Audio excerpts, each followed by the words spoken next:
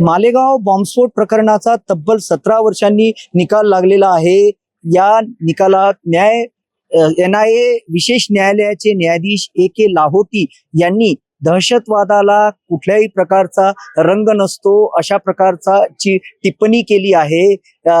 या संपूर्ण प्रकरणात आपण पाहिलं तर 2008 मध्ये हा बॉम्बस्फोट झाला होता। त्यावेळी काँग्रेसचे सरकार होते। तत्कालीन केंद्र सरकारने हा भगवा दहशतवाद असल्याचे सिद्ध करण्याचा प्रयत्न केला होता। त्या पद्धतीने आरोपींविरुद्ध दोषारोप पत्र दाखल करण्यात आले होते। त्यामुळे न्यायालयाने या संपूर्ण प्रकरणाचा तपास झाल्यानंतर न्यायालयाने यामध्ये म्हटलेले आहे की सरकारी पक्षाने आरोपींविरुद्ध जे आरोप लावण्यात आलेले आहे ते त्यांच्या विरोधात कुठलेही पुरावे सरकारी पक्षाला सिद्ध करता आले नाही। या बॉम्बस्फोटामध्ये RDX चा वापर करण्यात आला होता।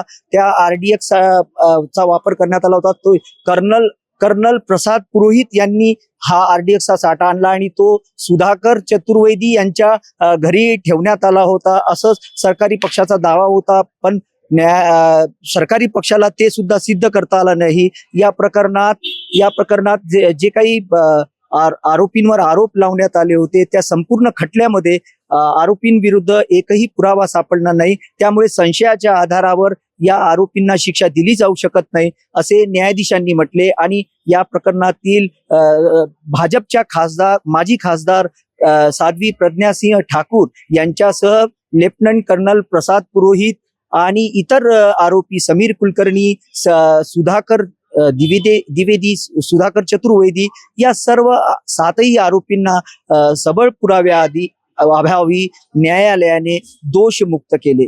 कॅमेरा पर्सन शिवाजी काळेसह ताजेश काळे, टॉप न्यूज मराठी, मुंबई।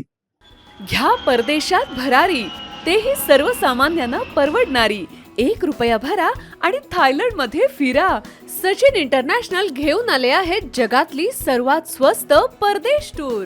पूर्ण 5 दिवसांचं पॅकेज आता फक्त 32,999 रुपयांमध्ये। पॅकेज मध्ये विमान प्रवास, हॉटेल, ब्रेकफास्ट, ट्रान्सपोर्ट आणि प्रेक्षणीय स्थळे।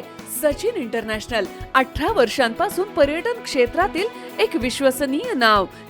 सचिन इंटरनॅशनल सोबत मनसोक्त फिरा। संपर्क 7767989898।